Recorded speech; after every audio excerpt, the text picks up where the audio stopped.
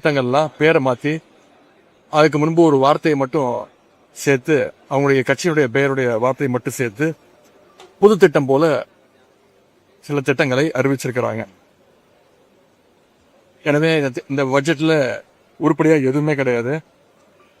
குறிப்பா தேர்தல் வாக்குறுதியின் போது இருக்கக்கூடிய முதலமைச்சர் சொன்ன முக்கியமான ஒரு வாக்குறுதி, 5 ஏக்கர் வரைக்கும் நிலம் வச்சிருக்கக்கூடிய எல்லாருக்கும் முழு பயிர் கடன் தள்ளுபடி அப்படின்னு அனைத்து அவர் கலந்துகிட்டதே கொஞ்சம் கூட்டங்கள் தான். ஆனா அந்த எல்லா இடத்துலயும் இந்த வாக்குறுதியை சொல்லிதான் மக்களை ஏமாத்தினாரு. ஆனா ஆட்சிக்கு வந்ததும் அதுக்கு எதுவுமே செய்யல. முதல்ல என்ன சொன்னாரு, 50,000 ரூபாய் வரைக்கும் கடன் தள்ளுபடி அப்படின்னாரு. அப்படி எங்களுடைய கோரிக்கை, விவசாயிகளுடைய கோரிக்கையெல்லாம் ஏற்று அது 75,000 மாத்தினாரு. ஆனா இன்னைக்கு விவசாயிகள் நீங்க தேர்தல் வாக்குறுதியில் சொன்ன மாதிரி முழு கடன் தள்ளுபடி வேணும் அப்படின்னு கேட்டுட்டு இருக்கிறாங்க. அதற்கு எந்த விதமான பதிலையும் வழக்கம் போல இந்த முதலமைச்சர் வாய் திறக்கிறது இல்லை. அது மாதிரி மேகதாது அணை விவகாரம் இன்னைக்கு ஒவ்வொரு நாளும் எவ்வளவு சீரியஸா போயிட்டு இருக்குன்னு உங்களுக்கு தெரியும்.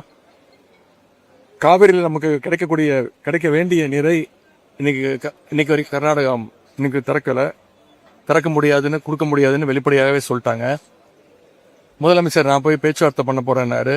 ஆனா அங்க இருக்கக்கூடிய முதலமைச்சர் சொல்லிட்டாரு, தயவுசெய்து வராதிங்க, நாங்க தண்ணி எல்லாம் கொடுக்க முடியாது அப்படின்னு அங்க இருக்கக்கூடிய முதலமைச்சரும் சொல்லிட்டாரு. நாங்க தொடர்ந்து கேட்டுக்கிட்டே இருக்கோம், அனைத்து கட்சி கூட்டத்தை கூட்டுங்க, இந்த காவிரி விஷயத்துல, மேகதாது அணை விஷயத்துல அனைத்து கட்சி கூட்டத்தை கூட்டி தமிழ்நாடு இருக்கக்கூடிய அனைத்து கட்சிகளும் ஒரே கருத்துல இருக்கிறாங்க, ஒற்றுமையா இருக்கிறாங்கிறத காட்டுவோம் அப்படின்னு தொடர்ந்து முதலமைச்சருக்கும் இந்த அரசுக்கும் நம்ம திமுக சார்பாக கோரிக்கை வச்சுக்கிட்டே இருக்கிறோம். அதற்கும் வழக்கம் போல இந்த முதலமைச்சர் வாயை திறந்து பதில் சொல்ல மாட்டேங்கிறாரு.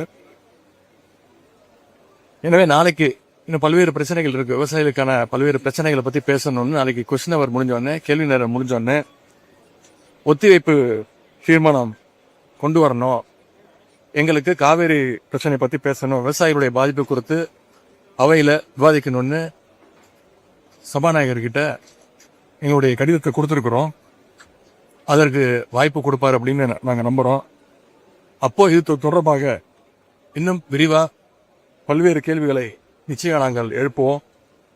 அதற்கு முதலமைச்சர் வாயை திறந்து பதில் சொல்வார் அப்படின்னு தமிழ்நாட்டு மக்கள் மாதிரி, விவசாயம் பெருங்குடி மக்கள் மாதிரி நாங்களும் அவரோடு காத்திருக்கின்றோம். திராவிட முன்னேற்ற கழகம் என்றைக்குமே விவசாயிகளுக்கு துணை நிற்கும். நன்றி சார். இன்னைக்கு வந்து பிளாக் ஷர்ட்ல எல்லாம் வந்திருக்கீங்க, அதுக்கு ஏதாவது ஸ்பெஷல் இருக்கா சார்? இவ்வளவு நான் பேசுறேன், எல்லாமே விளக்கம் கொடுத்திருக்கிறேனே. தொடர்ந்து விவசாயிகள் இந்த 3 மாசமா பல்வேறு தொடர் இன்னல்களுக்கு ஆளாயிட்டு இருக்கிறாங்க, தொடர் போராட்டங்கள் நடத்திட்டு இருக்கிறாங்க. அதற்கு விவசாயிகளுக்கு ஆதரவாக தான் இன்னைக்கு கருப்பு சட்டை அணிஞ்சு எங்களுடைய எதிர்ப்பையும் நாங்க தெரிவிச்சோம். அதே நாடகத்தை தான் தாவேகாவும் போடுதுன்னு சொல்லிட்டு அதிமுக பொதுச் செயலாளர் குற்றம் சாட்டி இருக்காரு. நாடகமா? என்ன நாடகம்? நீங்களும் வேளாண்மை பட்ஜெட்னு ஒரு நாடகத்தை போட்டீங்க, அவங்களும் அதே நாடகத்தை போடுறாங்க அப்படின்றது அவரோட. நாங்களும் இது கொடுத்தோம், தேர்தல் வாக்குறுதி கொடுத்தோம், பயிர்க்கடன் தள்ளுபடி பண்ண போறோம்னு நாங்க வாக்குறுதி கொடுத்தோமா? சொல்லுங்க. அவர் 20 துறை சார்ந்து திமுக வாக்குறுதி கொடுத்தது யாரு? அவர் என்ன சொன்னார்னா 20 துறை முழு பயிர்க்கடன் பட்ஜெட்ல எப்படி திமுக வந்து ஒரே வேளாண் பட்ஜெட்டா 20 துறை சார்ந்த திட்டங்களை உள்ள கொண்டு வந்ததோ நாளைக்கு இது அனைத்தையும் சட்டமன்றத்துல பேச இருக்கிறோம். முடிஞ்சா தைரியம் இருந்தா முதலமைச்சர் இதற்கு எந்திரிச்சு இதற்கெல்லாம் பதில் சொல்லட்டும். கொண்டு வந்தோமோ அந்த திட்டங்கள்லாம் பேரை மாத்தி அதுக்கு முன்பு ஒரு வார்த்தையை மட்டும் சேர்த்து அவங்களுடைய கட்சியுடைய பெயருடைய வார்த்தையை மட்டும் சேர்த்து புது திட்டம் போல சில திட்டங்களை அறிவிச்சிருக்கிறாங்க. எனவே இந்த பட்ஜெட்ல உருப்படியா எதுவுமே கிடையாது. குறிப்பா தேர்தல் வாக்குறுதியின் போது இருக்கக்கூடிய முதலமைச்சர் சொன்ன முக்கியமான ஒரு வாக்குறுதி, 5 ஏக்கர்